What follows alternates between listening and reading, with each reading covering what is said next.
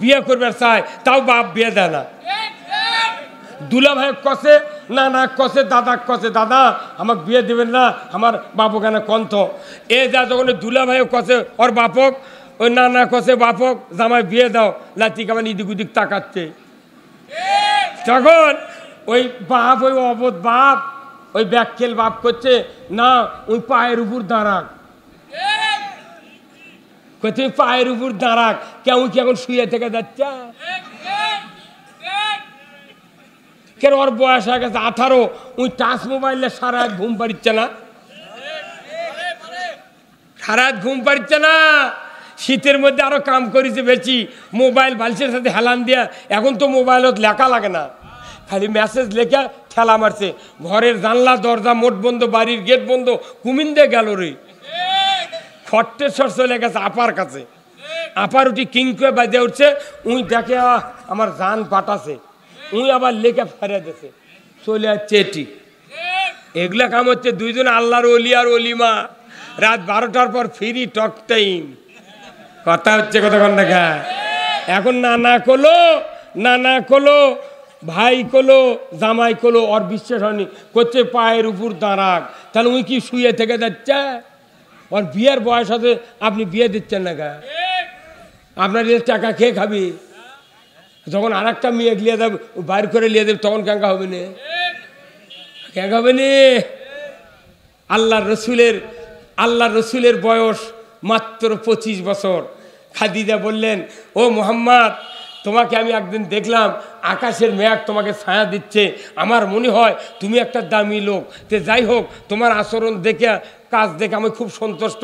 তুমি যেদিন থেকে আমার বাড়িতে যাচ্ছ, রাখালি করবে, সেই দিন থেকে আমার উটের বিয়ে ঠিক হচ্ছে, দুধ বাড়িছে, দুম্বার বাচ্চা হচ্ছে, তুমি না জানি খুব ভালো লোক। তো যাই হোক মুহাম্মদ, তুমি আমার বাড়িতে থাকো, অসুবিধা নেই।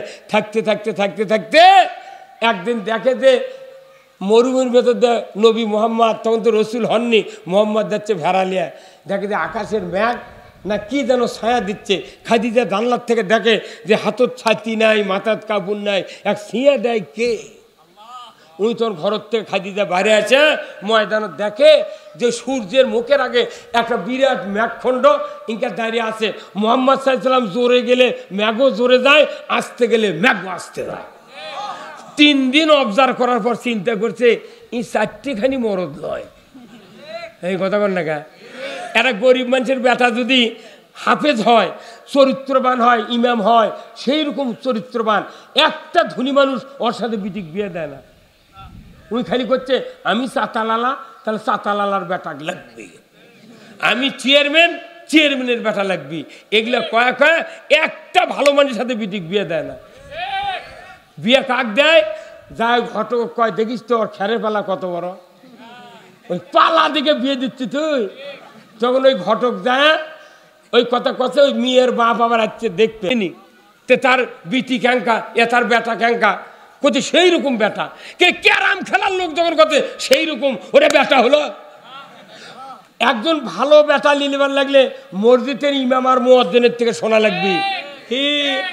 মুয়াজ্জিন ইমাম যদি কয় দে না এই ছেলে ভালো, তবে তাই ভালো। ওই ক্যারাম পার্টির থেকে শুনে দিচ্ছে বিয়ে, পরে 7 দিন পর দেখে যে ওর নতুন জামাই গাঁজা খাচ্ছে। তুই বিয়ে দিচ্ছ ক্যারাম খেলার থেকে শুনে, তুই আবার ভালো বর বাবু, পাগলের বুদ্ধি কথা কন টাকা। 11,000 ভোল্টেজের লাইন দেয়নি কারেন্টের, তারই নিচে গরিব মানুষের, খালি গরিব মানুষের জায়গা দিয়ে কোনো কারেন্টের লাইন গেছে, একটা ধনী মানুষের বাড়িতে কারেন্টের লাইন যায়নি।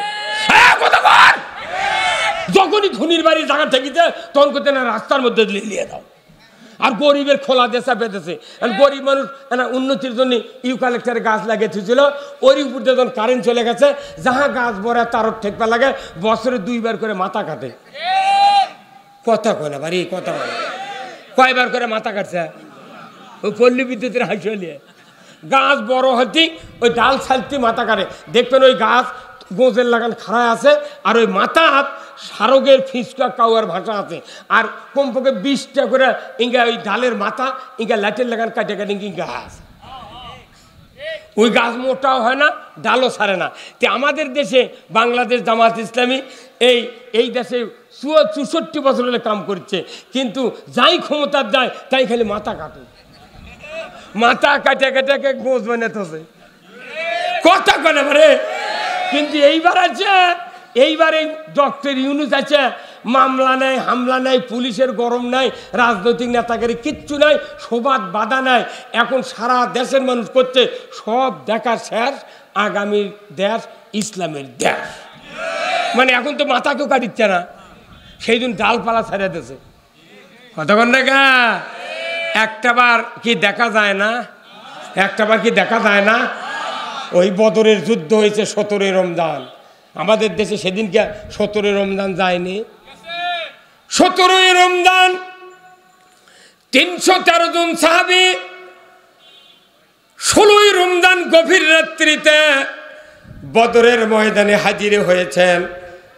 আল্লাহর নবী বললেন তাবু গাড়ো পাহাড়ের চূড়ায়, আর সাহাবীরা বললেন না নিচে তাবু গাড়বো কেন, বলে পানি আছে নিচে, উপরে উঠতে আমাদের কষ্ট হবে, হুজুর নিচে আমরা তাবু গাড়ব।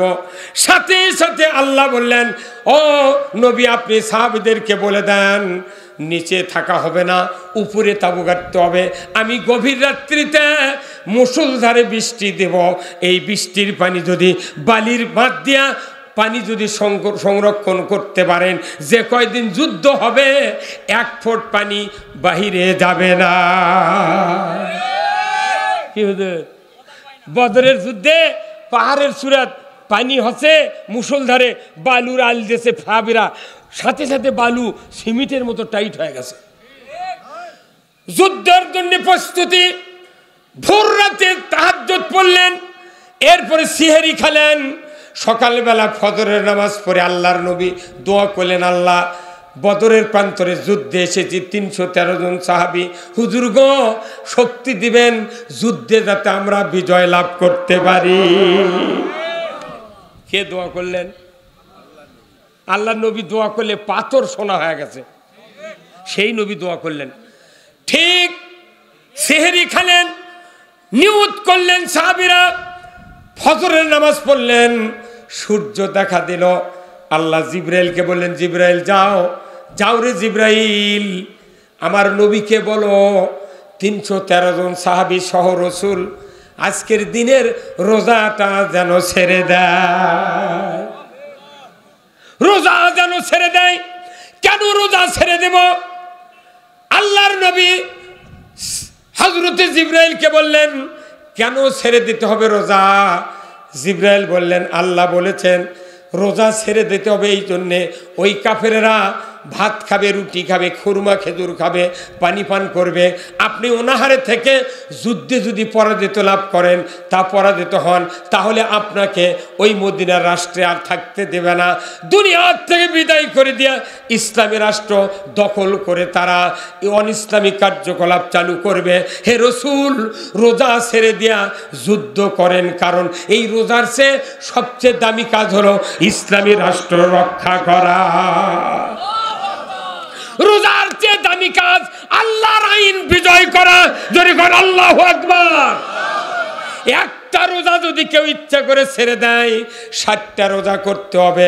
59টা করার পর যদি রোজা আরেকটা ছেড়ে দেয়া পরের দিন করতে চায়, নবীজি বলেছেন আবার 60টা রোজা করা লাগবে।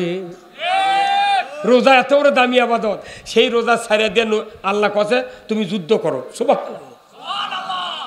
ওহুদের যুদ্ধ, বদরের যুদ্ধ হয়ে গেল।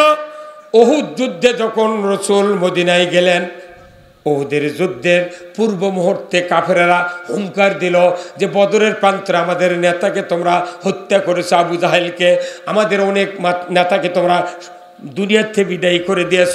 মদিনায় গিয়া আব্দুল্লাহর বেটা মুহাম্মদ আবার মাথা মারবে, এটা আমাদের সহ্য হবে না, অ্যাটাক করব মদিনাকে। মদিনা যখন অ্যাটাক করার হুঙ্কার দিল, আল্লাহর নবী সকালবেলা পুরা মদিনার মানুষদেরকে ডাক দেয়া বলল, কে আসরে আমার এই মদিনায়, মদিনা রক্ষা করার জন্য আসো, আমরা ঐক্যবদ্ধ হয়ে উহুদ প্রান্তরে যাব। মদিনার 3 দিকে পাহাড়, একদিকে পরিষ্কার, ওই জায়গাতে আমরা উহুদ প্রান্তরের পাদদেশে যুদ্ধ করব। ওই 1000 কাফের 3000 কাফের যাতে মদিনায় পদার্পণ করতে না পারে, উহুদ থেকেই তাদেরকে মক্কার দিকে আমরা ঘুরিয়ে দেব। এক এক করে ডাকছেন। আমি কি বানায় কথা বলছি? বুখারী শরীফের হাদিস। আমার ভাইয়েরা, আল্লাহর রসুল ডাক দিলেন, এক এক করে মদিনার ইমানদারেরা, আনসার মুহাজিররা রসুলের সামনে হাজির হয়ে গেলেন। হুজুর গো, আমি উহুদের ময়দানে যুদ্ধ করব, হুজুর আমাকে অনুমতি দেন। এক একজন করে যুদ্ধের জন্য ইনক্লুড করছেন, নিয়োগ দিচ্ছেন। দ্বীপ্রহের সময় একজন টাগরা যুবক, মাথার চুল কোঁকড়ানো, গায়ের রং ফর্সা, এত উচ্চতা, সুন্দর গঠন, দেহওয়ালা যুবক রসুলের সামনে হাজির। জোরে কন্যা মারহাবা। রসুল ওই যুবকটির মাথার থেকে পা পর্যন্ত অবজার্ভ করলেন, দেখলেন কি সুন্দর যুবক। এই যুবকের দাড়ি উঠেছে, গোঁফ উঠেছে। রসুল অনেকক্ষণ দেখার পর বললেন, যুবক রে, বলো না তোমার নামটা কি? যুবক নির্দ্বিধায় বললেন, ওগো রসুল, আমার নাম হলো হানজালা, আমার নাম হানজালা। রসুল বললেন, তুমি না বালেগ হয়েছ, তুমি কি বিবাহ করেছো বাবা? বলে, হুজুর আমি বিবাহ করি নাই। তখন রসুল বললেন, তুমি বিবাহ করো। এতটুকু কথা বলি রসুল তাকে বিদায় করে দিলেন, তুমি বিবাহ করো।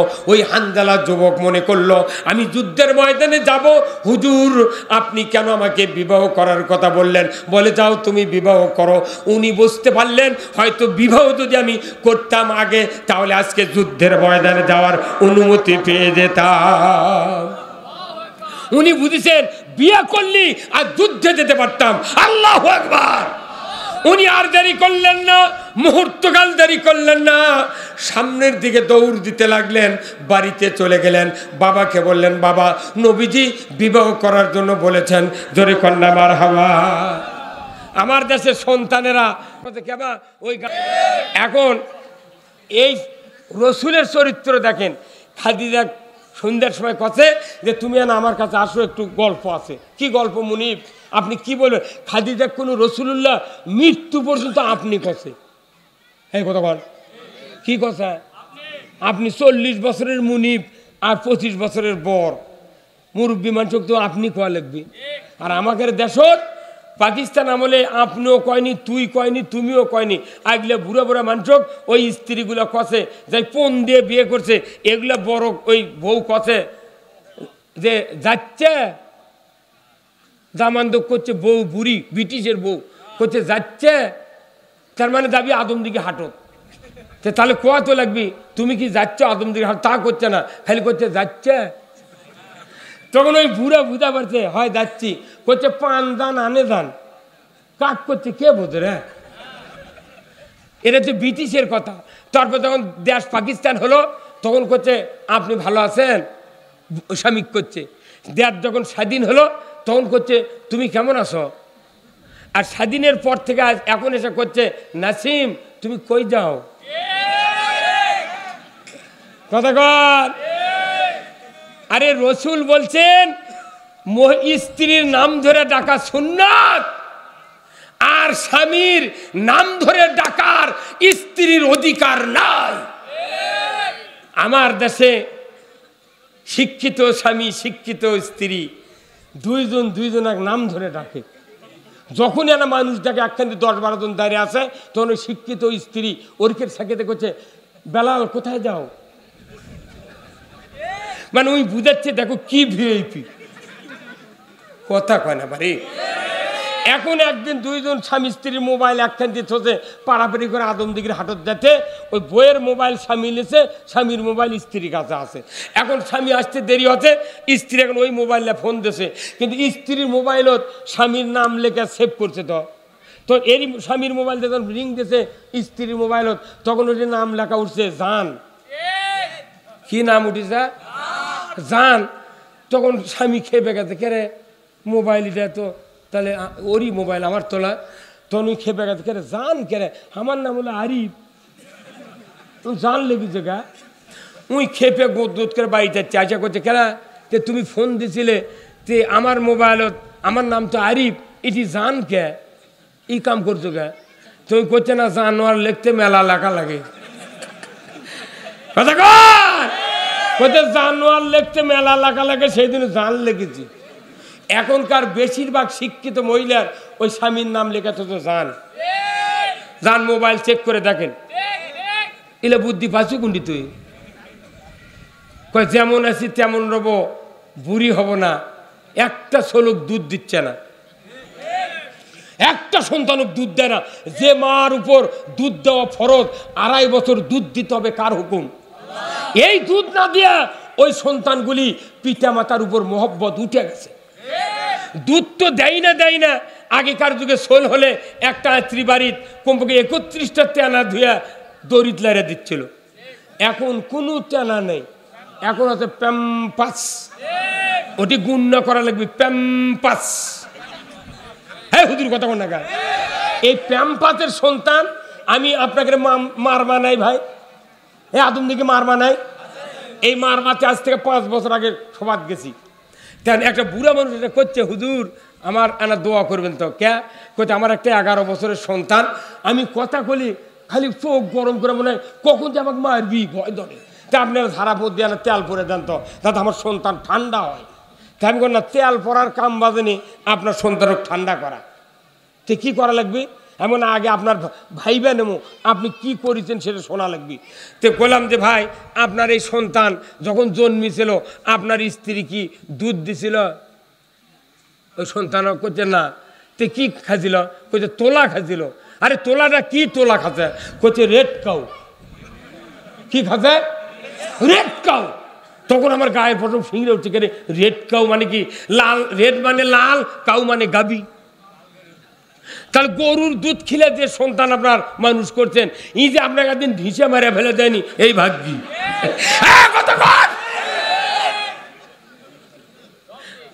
গরিব মানুষের সন্তান, গরিব মানুষের সন্তান বাপ মা বেশি ভক্তি করে। কারণ গরিব মানুষ বাতাসা কিনে পারে না, ওই দুধ কিনবার পারে না। মায়ের যা দুধ আছে আর ওই ভাতের মার কুঞ্চি কাটিয়া মুখর তেনা পিছা ওই 1 খরার মধ্যে দরিয়াত নামে দিয়ে চোষক মারিছে, 1 চোষকে ½ কেজি ভাতের মার খাচ্ছে। ওর খেলে ডায়াবেটিস নাই, কিছু নাই। আর সেরিলাক্স, রেড কাউ এগুলো খিলে দুনের ডায়াবেটিস আর বাপের সাথে মারামারি। আমার মায়ের আমরা 8টা সন্তান, একটাও সিজার করা লাগেনি। আর আমার দেশের শিক্ষিত বউ, শিক্ষিত স্বামী 9 মাসের থেকে টাকা জোগাড় করে কয় রেডিও টেলিভিশনে যে তুমি মাইক্রো ঠিক করো, টাকা জমা করো। আগেকার সোলপুর আত্রি ঘরত হচ্ছে আজান দেশে ডান কানত, বাঁ কানত একামত দেশে। এখন যেগুলো ক্লিনিকত সিজার করে হচ্ছে, একজন আজানও পায় না, একামতো পায় না। সেই দিন ওর জিবরাইল হাদাকত করে পারে না। মরা হওয়ার সময় আজান যাই কানো শুনবার না পায়, এক জিবরাইলও ভালো বানাতে পারবে না। খালি ক্লিনিক এনা বেদনা উঠলি কয় লিয়া চলো রে, তোমার কি দয়া নাই? আমি কি মরেই যাবো? আমার বিশ্বাস নর্মালে হবে না, চলো না।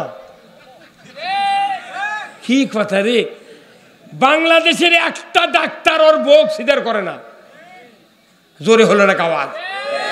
পৃথিবীর কোন ইহুদি বাচ্চারা মাকে স্ত্রীকে সিজার করে না, ওরা চায় সন্তান বেশি হোক। আর বাংলাদেশে ইহুদির আইন মানে সিজার করে একবার যদি খালি বেটা হয় ওই ভোগ তালাক দেয়, ওই সোল মানুষ করে যে 1টি হলে ভালো হয়, 2টি হলে আর নয়। একটা বেটা একটা বেটি সুখী সংসার। যার বাড়িতে 1 বেটা 1 বেটি পেটন না খায় মরবে না। যার বাড়িতে 1 বেটা 1 বেটি, বিটিক বিয়ে দিয়েছে দিনাজপুর, বেটাক বিয়ে দিয়েছে রংপুর, স্ট্রোক করে বাপে মরে গেছে, মা ওকে এখন বিটি করছে, মা আমার বাসাতে আসেন। বাপ বেটা করছে, মা আমি সৈয়দপুর চাকরি করি, এটি আসেন তো, কে হাট বাজার করে দিবি? মাও চলে গেছে বাড়ি থুয়ে, মাটির ঘর 6 মাসের মধ্যে ফাটিয়ে পড়ে দা।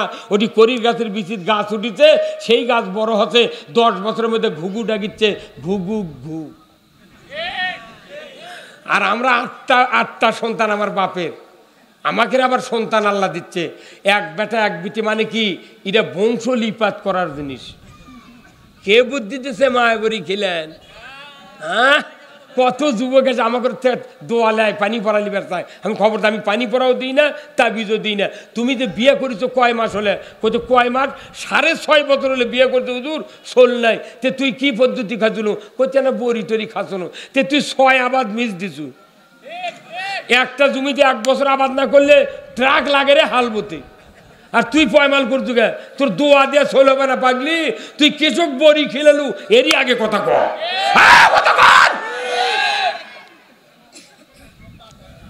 প্রত্যেকটা জায়গার দুর্নীতি চলতেছে, অন্যায় অপকর্ম চলতেছে। যার সন্তান বেশি, এই সন্তান কোরআন পড়লো আপনি ঈমান নিয়ে মরবেন। আল্লাহু আকবার।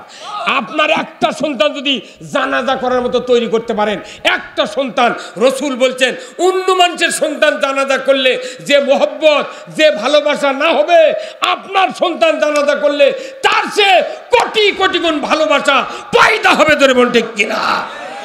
আমার নবী যে বলেছেন, নিজের সন্তান যখন বাবা মার জানাজার মুসল্লায় দাঁড়াবে, আল্লাহু আকবার বলে তাকবীরে তাহরিমা বেঁধে জানা সানা করবে। এই সানা যদি অন্য মানুষের ছেলে বলে, ইচ্ছা করে যদি অনিচ্ছায় যদি সানা ভুল হয়ে যায়, সানা জানাজার সানার নিয়ম হলো জাল্লা সানাউকা বলতে হবে। কথা ঠিক কিনা? মেলা ইমাম আছে জাল্লা সানাউকা করছেই না, জানাজা করে নিচ্ছেন, ওর দিলতে নাও কাঁদবে না। আর যদি 1 পা তুলো ওর কান চোখত দেওয়া হয়, একটা তুলোও ভিজবে না। কথা বলে গে। আর আপনার সন্তান সানা হয়ে গেল, তকবীর দিল, এরপরে দরুদ শরীফ শুরু করছে। এই দরুদ ইব্রাহিমে কয়জন নবীর নাম আছে? কয়জন নবীর নাম? সবাই কোন? 2। দরুদ ইব্রাহিমের মধ্যে কয় নবীর নাম? 2 জন নবীর নাম আছে। আপনার সন্তান যখন দরুদ পড়ে, 14 দিন ওই পাহাড়ের গুহায় জীবিত রেখেছিলেন কে? আপনার সন্তান যদি জানাজার ইমাম হয়, মনে মনে বলবে, মুখে দরুদ পড়বে, মনে বলে আল্লাহ তারা তো বাপ মায়ের ছেলেও ভালোবাসা পায় নাই, আমার বাবা 50 বছর পর্যন্ত আমাকে লালন পালন করেছে, আমি হাফেজ হয়েছি আমার বাবার প্রচেষ্টায়, আল্লাহ শেষ বিদায় আর কোনোদিন যে চেহারা দেখলে হাজ্জাতাম মাবরুর, কবুল হজের সওয়াব, আল্লাহ এই চেহারা আমার চোখে আর পড়বে না। যে পায়ের নিচে আল জান্নাতু তাহতা আকদামিনা উম্মাহাতিকুম, মায়ের পায়ের তলে সন্তানের বেহেশত, আল্লাহ এই পাওয়ার আমি দেখতে পাবো না। আল্লাহ ওই 2 নবীর ওসিলায় আমার মা বাবাকে তুমি মাফ করে দাও। মুখে দরুদ পড়বে, অন্তরে দোয়া কামনা করবে। আল্লাহু আকবার। তাকবীর হয়ে যাবে, 3য় তাকবীর, 4র্থ দোয়া শুরু হবে, আল্লাহুম্মা গফিরলি হাইয়িনা ওয়া মাইয়িতিনা ওয়া শাহিদিনা ওয়া গায়িবিনা ওয়া সগীরানা। এইভাবে দোয়া যখন শুরু হবে, ওই সন্তান দোয়া পড়তে লাগবে কমপক্ষে 6 মিনিট। 6 মিনিট আর 5 মিনিট আর হলো 3 মিনিট, 5 6 11 আর 3 কত হয়? 14 মিনিট লাগবে আপনার সন্তানের দোয়া করার জন্য। আল্লাহর নবী বলেছেন, নিজের সন্তান জানাজা করতে গিয়ে যদি 1 ফোঁটা চোখের পানি যদি মাছের মাথার মতো নাকের ডগার দিকে গড়ায় আসে, নবীজি বলেছেন নাকের ডগার কাছে যাওয়ার আগেই খাটনিতেই পিতামাতার তামাম জীবনের গুনাহ আল্লাহ মাফ করে দেয়। কারণ কি? আল্লাহর নবী বলেছেন, ইজা মাতাল ইনসানু ইনকাতানহু আমালু ইল্লা মিন সালাসাতিন ইল্লা মিন সাদাকাতিন জারিয়াতিন আও ইলমুহু ইয়ানতুবিহিন নাস আও ওয়ালাদুন সালিহ ইয়াদুলাহু। আল্লাহু আকবার। একটা মানুষের যদি ভালো নেককার সন্তান হয়, খালি সন্তান ভালো হয় না, হাতও ভালো হয়। যে সন্তানের হাত ভালো, এই সন্তান যদি বাবার কবরের পাশে দাঁড়িয়ে সূরা ফাতিহা একবার, 3 বার সূরা ইখলাস পড়লে আল্লাহ তাআলা ওই সন্তানের আমলনামায় 30 পারা কোরআনের খতমের সওয়াব দেয়। আর এই সন্তান যদি হাত তুলে দোয়া করে কবরের পাশে দাঁড়িয়ে, নবীজি বলছেন 40 দিন পিতামাতার কবরে আযাব আল্লাহ মাফ করে দেয়। 39 দিনের যদি আবার দোয়া করে, তাহলে আবার সারা বছর কব্বর দেওয়া নেই, নামাজ নেই, কালাম নেই, ঈদের দিনে সুস পায়জামা, নতুন পাঞ্জাবি, নতুন টুপি, আতর দিছে, আবার স্প্রে করছে। কি মরদ! ওই যা ওই বেলতলার কাঁটার আরাধনা করছে, আসসালামু আলাইকুম ইয়া হালাল কবর। রসুল বলছেন সাথে সাথে কবরে ধাক্কা হয়, ইল্লিনে সিজ্জিনে ধাক্কা দেয়। আল্লাহ বলেন ফেরেশতা অমুক বান্দার ছেলে সালাম দিয়েছে, রুহটা হাজির করো। ওই বান্দার রুহ হাজির হয় যখন দেখে তার সন্তান, ওই বাবা বলে, রে বেটা 20 বিঘা জমি, সান্তাহার 3টা মার্কেট, 4টা হুন্ডা, 5টা ট্রাক কিনে দিয়েছি, 40 বিঘা জমি আবাদ করে খাও, সারা বছরের নামাজ নাই, ঈদের দিন বিরক্ত করবে রাত চুকে, আল্লাহ জান তোর ডায়াবেটিস দিয়ে দেয়। হয় না? একদিনে নামাজ পড়ে দোয়া দেয়া কাম হবে না, 40 দিন সারা জীবন নামাজ পড়ে। আপনার জন্য আপনার বাপ জান্নাতে যাবি, সেই বেটা না মানে বেটাক দিচ্ছে কেজিত, তাও কি জিরিয়ানা দেখতে শুনতে ভালো, বুদ্ধি ভালো, ও কি করছে তুই কেজিত যা। আর যার কানের লতি নাই, লাগ দে শিখেন পরে, মাথা টাক পরা, করছে তুই আর মাথার যা ফোকরে বিদাতে আজান দা শিখি যা। এই কথা কোন টাকা? এই বেলাল হাফেজ, তারপরে এখানে এই চাতালদার, এগুলো মানুষের বেটা যদি আলিম হয়, মিশর আল আজহার থেকে ঘুরে আছে, এই চাতালালার বেটারা যদি বক্তৃতা করে সেটা 100% কার্যকরী হবে। আর গরিব মানুষের বেটা হাজারো লেখাপড়া যে শেখে, তাও কবি কি আমাকে টাকা দিয়ে লেখাপড়া করছু, সেগুলো লেখাপড়ার জোর আছে তাই না? আমার বাপ, আমরা 7টা ভাই, 7 জন নাকি মাদ্রাসাত পড়াছে। গায়ের মানুষ কছিল আমার বাপক যে মূল সাহেব ইয়া করেন, ওই বেটা করে চুক্তি কামত লাগে দেন, 7 বিঘা জমি 8 জন ছোল এলে মানুষ করবেন কি, দেয় খাবি কি? তখন 1 বিঘা জমি 3 মণ করে ধান হতে। আমার বাপ কছে সবাইকে মাদ্রাসাত পড়ে মরে দামো, কাজ করে খাই, তুরকে বাড়ি পরে খাবি। 700 বিঘা 500 বিঘা 250 বিঘা ভেড় গারস্তর বেটারা এখন ঘাস তুলে খাচ্ছে মানুষের বাড়ির। আর আমরা না কোরআনের কথা কই, আল্লাহ আমাকে দিন দিচ্ছে, গাড়িলে যখন বাইতে বাড়ায় তখন ওরা সামনে থেকে আমাকে দেখে না, গাড়ি পার হয় তখন চলে যায়, তখন পাশে থেকে কাল্লা ঘুরে দেখে বললো কি রে কোনটা গালে না। গায়ের মানুষ নাম দিয়ে আমার মামলা দিছে। আর এই সরকার করছিল কি, পুলিশিং কমিটি বানাচ্ছিল গায়ে গায়ে, ওরা আমাকে নাম লিখে দিছে। এই কথা বল না গা। আমি 201টা বিয়ে পড়াচ্ছি এই জীবনে, 201টা, খালি একটা মেয়ের ভাত হয়নি, ওর পাও 6 লোক আছিল, আমি তো দেখিনি। বর এখন করছে 6 লোকের সাথে বিয়ে পড়ালেন কি আপনি? আমরা আবার পাও আমি দেখেছি, পাও দেখেছি, ঘটক আর ওই বরের মা বাপ মাও, আমি পাও দেখেছি, তো আমাকে কত বিয়ে পড়াবেন, আমি বসে দিছি। এখন এই একটা বিয়ে পড়াচ্ছে আজ থেকে 45 বছর আগে বিয়ে পড়াচ্ছি, সেই মানুষের সোল আছে একটা বেটা, উনি আবার 13 সালে আমার নামে মামলা দিয়েছে। ওই দিন থেকে আমি লাখত মাটি দিয়েছি, রাস্তাতে কাদো তুলেলে, জীবনে বিয়ে পড়াবো না, দেখি তোরা বউ পাস কোনটি থেকে, তোর সোল হয় কোনটি। হ্যাঁ, একটা বেটাকে আলিম মানে দেখেন 100% নবীর কথা সত্য।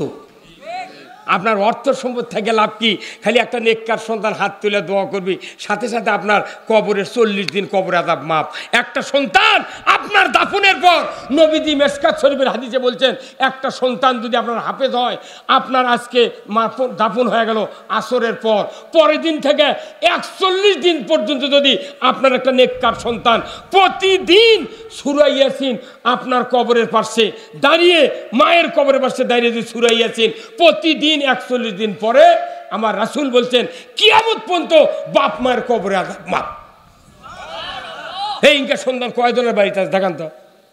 আমার বেটা আপনাকে নওগাঁ থেকে কামেল পাস করছে, আমার 3 বেটায় 3 জনই কামেল পাস, 3 জন এমএ পাস। এই নওগাঁ গসল আজমত থেকে কামেল পাস, কুষ্টিয়া বিশ্ববিদ্যালয়ের তাফসিরে মাস্টার। আমার বেটা এটা হাফেজ, আর 2 বেটা কামেল পাস এমএ পাস। আমি কইছি কোনো চাকরি লাগবে না, ভেঁত খাটিয়া খাবো, আর মৃত্যুর সময় জানাজা করবো, মরার সময় কোরআন পড়বো, গায়ের কেউ যদি না আসে জানাজা, তোরা 3 জন লিয়ে জানাজা করবো। কেরে মানুষ মরছে ঢাকাত, আর সকালে মাইকিং হচ্ছে শোক সংবাদ, শোক সংবাদ। চিকিৎসাধীন অবস্থায় বাডেম হাসপাতালে সকাল 6টায় মারা গিয়েছেন, ইন্না লিল্লাহি ওয়া ইন্না ইলাইহি রাজিউন। ওনার নামাজে জানাজা ঢাকা আজিমপুরে একবার, বগুড়া আলতামুন্নাসে একবার, আদমদিঘি পোপারে একবার, আর একবার হলো আপনার দোগাছি। 6 বার জানাজা করিচ্ছে। যদি 20,000 লোক জানাজাত খাড়া হয়, তাই 12 আনা বেনামাজি। আর যদি ভোটের আগে মরে, হিন্দুও জানাজাত যায়। 20,000 লোকের 40,000 হাত, দাম কবুল দোয়া হতেও পারে নাও পারে। আপনার 3টা সন্তান 6টা হাত, 2টা সন্তান 4টা হাত, একটা সন্তান 2 হাত, এই 2 হাত 4 হাত 6 হাতের দাম কোটি কোটি টাকা। আপনি এই 2টা 3টা 4টা হাতক আপনি বাবা হ্যাঁ ভালো বানাতে পারলেন না, আপনি আবার অন্য বক্তার দোষ ধরেন। বউ কথা সাহেব, এই বাংলাদেশের মুসলমানের এত ক্যাপাসিটি, শুক্রবারের দিন স্ত্রীর সাথে গন্ডগোল লাগে বাড়ির, ওই রাগ ধারে আছে ওই জুম্মাদ মুয়াজ্জিনের উপর। হ্যাঁ কথা বলেন আপনি। 47 বছর হলে আমি ইমামতি করি, 47 বছর হলে আমি ইমামতি করি। আমি দেখি বহু মুসল্লি আছে বাড়ির থেকে টুপি মাথার দিয়ে জুম্মাত আসে না, এই টুপি পকেট করে এসে জুম্মার ঢোকার আগে মাথার দেয়, আবার জুম্মার থেকে বাড়ানোর আগেই টুপি পকেটত হয়, কারণ উনি এই বইয়ের সামনে টুপি মাথার দেওয়া যাবার চায় না। কারণ কি, টুপি মাথার যদি বাড়ির থেকে আসে বাড়ির যায়, তাহলে বউ কবি তুমি না মুন্সি হবার ছেলে, আমাকে পেটো গা, ওই বউকে পিটপি নামাজও পড়বি। আচ্ছা আপনি কোন তো ইউনিয়ন মেম্বারের সাথে ওয়ার্ডের মেম্বারের সাথে মানুষ কৃষক ভালোবাসা তৈরি করে জানেন, খালি ওই পায়খানার পাট নেওয়ার জন্য। আর চেয়ারম্যানের সাথে মিল দেয় কৃষক জানেন, যদি বিচার আদারি যদি কোনো দরবারে তুই কেসুত করে, বিভিন্ন দরবারতে অকারেন্স করে, তাহলে চেয়ারম্যান ওর পক্ষে থাকলে কেউ আর ওর উপর মাথা মেরে পারবে না, এই জন্য চেয়ারম্যানের সাথে মিল দেয়। আর এমপির সাথে মিল দেয় কৃষক, বেটারানের চাকরি, বড় ধরনের কাজে বাঁধলে কিংবা একটা খাসের গাড়ি ওই দখল করবি, এই ব্যাপারে যাতে সে হেল্প পাওয়া যায়। এই কারণে খালি চেয়ারম্যান মেম্বার আর এমপির সাথে ভালোবাসেন। আর রসুল বলছেন নিজের স্ত্রীকে ভালোবাসতে হবে এমপির চেয়ে বেশি, চেয়ারম্যানের চেয়ে বেশি, মেম্বারের চেয়ে বেশি। কারণ কারো স্ত্রী যদি বলে আল্লাহ আমার স্বামীটা উত্তম স্বামী, আমার মতো উত্তম স্বামী আর কারো নাই, একবার যদি বলে জীবনে, আমার রসুল বলছেন স্বামীটা যদি মোত্তাকি হয় নির্ঘাত স্বামী জান্নাতি। তাহলে এমপি ভালোবাসিচ্ছেন ওগুলার জন্যে, জান্নাতের জন্য স্ত্রী ভালোবাসা লাগবে ময়না। স্ত্রী কয়বার পিটিছেন? 14 গোষ্ঠী তালাক দিবার চায়। এমপির সাথে খুব কমলা খেলেন, এমপি কি নাস্তা দেয়? কমলা, আঙ্গুর, আপেল খান, ছাড় ছাড় খান খান। আর নিজের স্ত্রী বছরে যদি 1 আনা করে সোনা দিয়া নাকের ফুল গলার মালা বানিয়ে দিলেনি, স্ত্রী আপনার পাও সাইডে দিল হয়নি। ওই কাম না করে মারে তো মারে, শ্বশুরে দিতে 6 আনি সোনার জিনিস, সেটা আবার বেচা খাচ্ছে। আবাদ মার গেছে করছে ময়নার মাও তুমি আনা ওই সোনার জিনিসটা বেচে দাও, ইরিকাটা আবার 12 আনি সোনার জিনিস বানিয়ে দেবো ময়না। এই মেয়ে মানুষ ময়না করলে পাগলি বোঝে না, কোথায় বোঝায় দিবি, সে 12 বছর আগে বেচা খাতে 6 আনি সোনার জিনিস, আজও দেয়নি। এগুলো করে বউ কবি মেলা স্বামী, আজই শুনলেন তো বাড়িতে যাবেন, শোয়ার সময় কবেন এ নইমের মা তুই আমাকে একবার ভালো করে, এখনই যা কবেন। মেলা মানুষের বউ মুখ দন্না চাপে ধরে কবি তুই যে পেটা পিটি জীবনে ভালো কমে না। স্ত্রী কত পরিমাণ ভালোবাসা লাগবে, রসুলের চরিত্র আর রসুলের স্ত্রীদের চরিত্র অনেক কথা আছে। কথা বলতে বলতে অর্থনীতি, রাজনীতি, কবর, জাহান্নাম, নিকি, বদি, সমাজ, রাষ্ট্র, বিচার ব্যবস্থা, বৌসল, বাপ মাও, জানাজা, কব্বর শুদ্ধ হয়ে গেছে। হ্যাঁ কতক্ষণ আমি হলাম দেশের প্লেয়ার, কতক্ষণ আমি দেশের প্লেয়ার বল খেলার। আপনার গ্রাম খেলা হচ্ছে ওই আপনার কি কয় উত্তরাইল, না এটি উত্তরাইলের গ্রাম, আর এদিক মনে করেন পোতা খেলা হচ্ছে। আপনাদের বাড়ি সান্তাহার, অবশ্য কার পক্ষ নেবেন আপনারা? পোতা পোতা কাছে, কতক্ষণ একা পোতা কাছে। এখন পোতার প্লেয়ার সেন্টার বল ধরে ওই উত্তরাইলের গোলের দিকে নিয়ে যাচ্ছে। এখন মিক্সার হয়তো সব শ্রোতা বসে গেছে, পোতার মধ্যে ওই উত্তরাইল বসছে, উত্তরাইলের মধ্যে পোতা বসছে, বসেনি। কিন্তু বল খেলার যখন গোল পোতার মানুষের প্লেয়ার বল উত্তরাইলের গোলের দিকে যাচ্ছে, তখন কেউ মাইকিং করেনি, বল আঁকা দেয়নি, কিচ্ছু দেয়নি, লাভ দিয়ে করছে গোলে। এখন ওই গোলে যাই কত ওরই কাজ, যদি পোতার মানুষ ওই উত্তরাইল মানুষ বসে থাকে ওর গাও জ্বলবি না। আর এই গোলে গোলে করার কারণে ওই প্লেয়ার যখন বল ধরছে 50 ডিগ্রি শক্তি নিয়ে, যখন আপনারা গোলে কষেন এই শব্দ শুনে ওর 100 ডিগ্রি শক্তি এসে গেছে। ওই মনে মনে করছে ব্যাগ লাইন দিয়ে গেলে পার করে পারি, নেট ফাটেলে এবার পক্ষে থাকলে বল খেলার যা পক্ষ নেবার পারেন, অথচ কোরআনের এতগুলো বক্তৃতা হলো, একটা লোক দাঁড়িয়ে খবর পারলেন না আল কোরআনের আলো সংসদে জানো। মনে হয় আপনার ফুফাতো ভাই বসে থেকে দেখিচ্ছে, ওই যদি দেখে তাহলে আমার কাল মামলা দেবে, এই ভয় নাকি? অতি সোজা মানুষ মারিয়া ফেলে দিচ্ছে। ইসরায়েল, হামাস, আফগানিস্তানেও আজ থেকে 3.5 বছর আগে পৃথিবীর সকল রাষ্ট্রপ্রধান কথা জঙ্গি তালেবান। আজ তারা ইসলাম কায়েম করে আজকে সারা পৃথিবীর মধ্যে সবচেয়ে মুদ্রার দাম আফগানিস্তানের বেশি।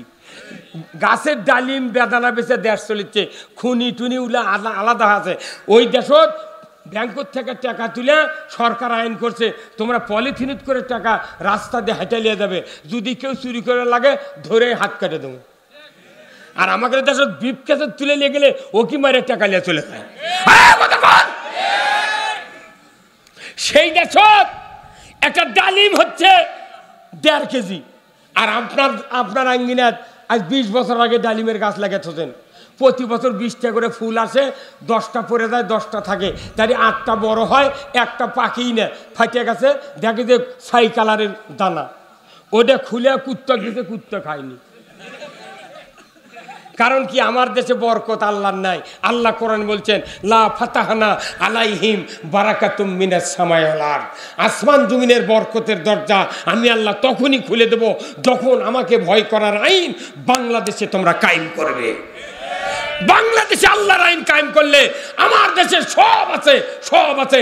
এইবার ডক্টর ইউনূসের কাছে পরশু দিনের আগের দিন সৌদি সরকার চিঠি দিয়েছে যে বাংলাদেশে তেল শোধনাগার, ডিজেল, পেট্রোল এবং অকটেন শোধনাগার বানানো হবে। আমার দেশ থেকে জাহাজ করে বাংলাদেশে তেল পৌঁছে দেবো, সারা এশিয়া মহাদেশ এই দেশ থেকে তেল রপ্তানি হবে। আল্লাহু আকবার। বাংলাদেশের তেলের খুনি আসছে, তেলের শোধনাগার, এটা কি ভালো নয়? নয় না? 1,80,000 রোহিঙ্গা কোন সরকার পারেনি, রোহিঙ্গা দিয়ে ব্যবসা করছে, বিদেশি টাকা দিতে মোট মারে খাতে বদমাইশেরা। শেখ হাসিনা টাকা দিতে 100 বছর পূর্তি শেখ মুজিবের সুবাদে এই গরিব ঘর করে দেওয়া, ঘর করে দাও। আমি ওই এলাকার হুজুর মানুষ, আমাকে ডাকিলে যা করছে কন্ট্রাক্টর, হুজুর আপনারা দেওয়া লাগবে কোনটি, এই গুচ্ছ গ্রামের করে দিচ্ছে, 100 বর্ষ পূর্তিতে চলেন ভিড় দেবো, আপনারা না থাকা 20 লাখ কোপ দেওয়া লাগবে। বাপ আমাকে দিয়ে কোপ দিয়ে নিবি। তে আমি কেন চেয়ারম্যান খবর দিতে, চৌকিদার বেড়ে দিতে কেন, যা দিলেন খোঁড়েন, তে আমি কোপ দিয়ে লোকে ওটু আর থাকলো, দেখি আর কতখানি খোঁড়ে। ও বাবা, আধা ঘন্টা দাঁড়িয়ে থেকে দেখিন 9 ইঞ্চিও খোঁড়েনি, 9 ইঞ্চি ভিত না করে ইটা বাড়িছে। সেই ঘর লিলটন ছাড়তি মিস্ত্রির ঘাড়ের উপর পড়ে গেল। এগুলো নেতাদের দেখা ইসলাম কায়েম হবে। বক্তৃতা সব থাকা লাগবি, জেকের কব্বর দিয়ে জান্নাতে যাওয়া যাবে না। মানুষের যদি শান্তি না হয়, কোন নেতৃস্থানীয় লোকেরা আল্লাহর জান্নাতে যেতে পারবে না। ওই অমুসলিমরা আমাদের আমানত, কথা ঠিক কিনা? আসুন না আমরা আজকের এই কোরআনের মাহফিলে, যেহেতু আগামীকাল রাত্রি কত বাজে ভাই আমি তো ঘড়ি দেখিনি, ওরে বাবা দোয়া করি ভাই, তে আপনার কবেন না, সহজ কবেন না, সগলি মনে দাঁতি লেগে গেছে। শোনেন, না না না, আগামীকাল আমার খুব শ্রদ্ধ আমার বড় ভাই আকরাম হোসেন, নওগাঁ গসল আজমের মুহাদ্দিস, ওনার ছেলে সাইফুল্লাহ আসবেন, ওনার বক্তৃতা আছে, আপনারা সবাই আসবেন। আগামীকালকে আপনারা 1 জন আরো 2 জন করে নিয়ে আসবেন। মহিলাদের প্যান্ডেল আছে নাকি? ওনার তো এই কথা শুনিছে বোধ হয়।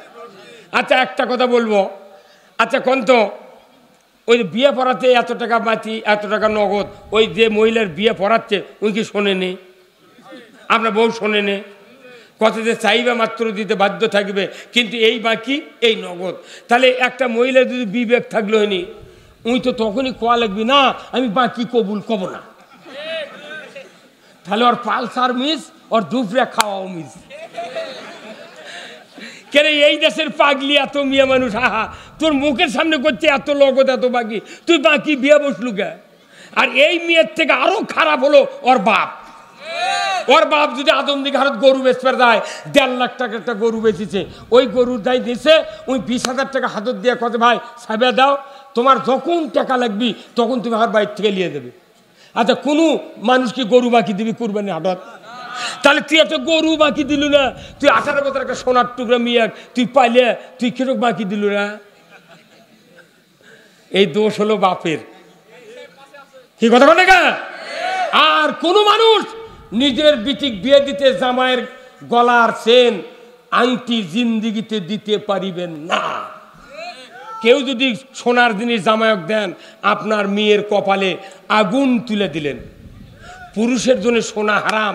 যদি কোনো জামাই যদি সোনার চেন দিয়া কোনো নানা শ্বশুর যদি নামে নেয় ওই মাইকরের থেকে, ওই লাঠি জামাক মারলো আর লাঠিনুকো মারল, ওই সোনার চেন না দিয়ে দেখা লোয়ার লাঠি দিল হয়নি, তাও কুত্তা খেদালো হয়নি।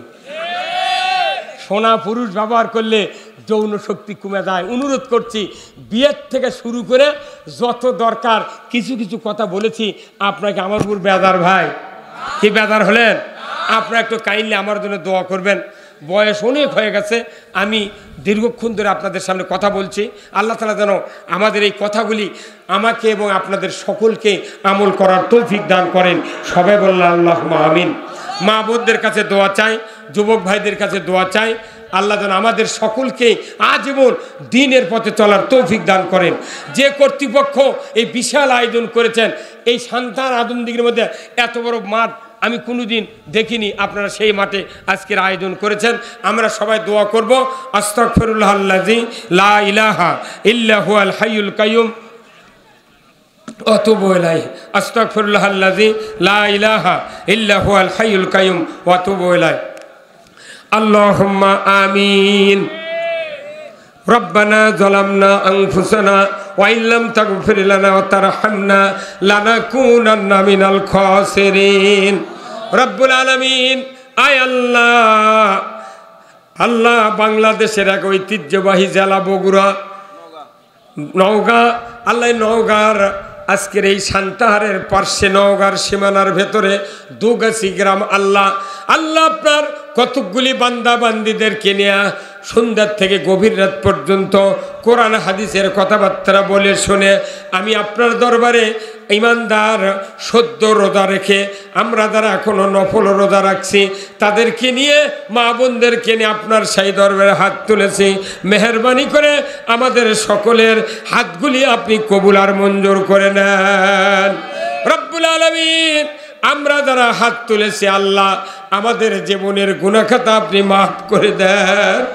আল্লাহ আমাদের ভিতরে যারা দরদের বাপ মা, দাদা দাদি, নানা নানি, ভাই ব্রাদার, আত্মীয় স্বজন, পাড়া প্রতিবেশী, বন্ধু বান্ধব যারা দুনিয়াতে বিদায় হয়েছেন ঈমান নিয়া, সকলের কবরগুলিকে জান্নাতের বাগান বানায়া দেন।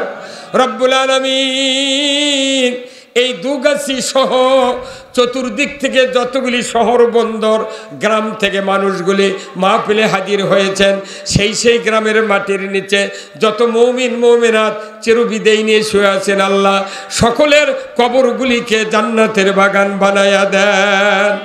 রব্বুল আলামিন, কর্তৃপক্ষ যারা এই কোরআনের মাহফিলের 2 দিন ব্যাপী আয়োজন করেছেন, আল্লাহ কর্তৃপক্ষ যারা সদস্য আছে সকলকে হায়াতে তয়বা দান করে দেন। আল্লাহ আগামীকালকে আবার একদিন ব্যাপী সভা, আল্লাহ গো এই দ্বিতীয় দিনে মানুষগুলিকে হাজির হওয়ার তৌফিক দিয়ে দিবেন। যে বক্তাগুলি আসবেন কোরআন হাদিসের পক্ষে কথা কর তৌফিক দিয়ে দিবেন। আল্লাহ আজকের সভাপতি সাহেবের হায়াত দারাজ করে দেন। কর্তৃপক্ষগুলিকে কিয়ামত পর্যন্ত এই কোরআনের মাহফিল জারি রাখার তৌফিক দিয়ে দেন। রব্বুল আলামিন, বাংলাদেশ আল্লাহ 20 কোটি ইমানদারের দেশ, আল্লাহ এই দেশটাকে আপনি কোরআনের জন্য কবুল করে নেন। আল্লাহ বাংলাদেশে যত আলিম ওলামা আছে আল্লাহ সকলকেই ঐক্যবদ্ধ হওয়ার তৌফিক দিয়ে দেন। আল্লাহ বাংলাদেশে এইবারে 2টা দল বৃহত্তর আছে, আল্লাহ নির্বাচনে যদি দাঁড়ায় তারা 2 দলকে ঐক্যবদ্ধ হয়ে নির্বাচনের মাধ্যমে বাংলাদেশে কোরআন বিজয় করার শক্তি দিয়ে দেন। রব্বুল আলামিন অনেক মা বোনেরা হাত তুলেছেন, মা বোনদেরকে হাজেরা রহিমার মতো চরিত্রবান বানায় দেন, যার ছেলে নাই ছেলে দিয়ে দেন, নিঃসন্তানকে সন্তান দিয়ে দেন, যার মেয়ে বড় হয়েছে আল্লাহ সৎ পাত্রস্থ করার তৌফিক দিয়ে দেন। আল্লাহ আমাদের দেশের মা বোনেরা 1 মাস কষ্ট করে সেহরি ইফতারির ব্যবস্থা করে এত পরিশ্রম করে রোজা রেখেছেন, আল্লাহ তাদের রোজাগুলি আপনি কবুল আর মঞ্জুর করে নেন। আল্লাহ পরিশেষে দোয়া চাই, আল্লাহ যারা এখনো মক্কা মদিনায় যায় নাই হজের জন্য, আল্লাহ তাদেরকে হজ করার তৌফিক দিয়ে দেন। আল্লাহ অনেক মানুষ রসুলের রওজায় সালাম দিতে পারে না, আল্লাহ গরিব মানুষকে আল্লাহ সঞ্চয় করার তৌফিক দিয়ে দেন। আপাতত উমরা করে রসুলের রওজা জিয়ারত করার তৌফিক দিয়ে দেন। আল্লাহ আমাদের ভেতরে যারা অসুস্থ আছি সুস্থতা দান করে দেন। আল্লাহ যারা বিরাট সমস্যায় সমস্যাবান, আল্লাহ তাদের সমস্যা আপনি সমাধান করে দেন। আল্লাহ যাদের সংসারে ঋণ আছে ঋণ পরিশোধ করার তৌফিক দিয়ে দেন। অনেক ব্যবসায়ী আছে ব্যবসায় তারা ক্রেতা করে দেন। আল্লাহ আমরা রেজেকের জন্য জমিনে ফসলের চাষ করেছি, ফসলগুলিকে আসমানি বালা জমিনি বালার থেকে হেফাজত করুন। আল্লাহ আমাদের অনেকের সন্তান সন্ততি আল্লাহ ছাত্রছাত্রীর পরীক্ষা দেবে আগামী এপ্রিলের প্রায় 14 তারিখ, হয়তো সম্ভবত 10 তারিখ। আল্লাহ এই পরীক্ষার্থী ভাইদেরকে বোনদেরকে আল্লাহ জিহান শক্তি আপনি বাড়াইয়া দেন। আল্লাহ তাদের পরীক্ষায় পাস করার তৌফিক দিয়ে দেন। আল্লাহ গো কিচ্ছু চাই না, বাংলাদেশের যুব সমাজকে আল্লাহ হযরত আলীর মতো ঈমান দিয়ে দেন। আল্লাহ এই মাহফিল কিয়ামত পর্যন্ত কায়েম রাখেন। আল্লাহ বড় বাড়ি ব্যবসায়ী যারা আছে ইসলামের পক্ষে আপনি এনে দেন। আল্লাহ সুবহানা রাব্বিকা রব্বিল ইজ্জাতি আম্মা ইয়াসিফুন ওয়া সালামুন আলাল মুরসালিন ওয়ালহামদুলিল্লাহি রাব্বিল আলামিন ওয়াজাল আখিরা কালিমাতিনা ইনদাল মাউত।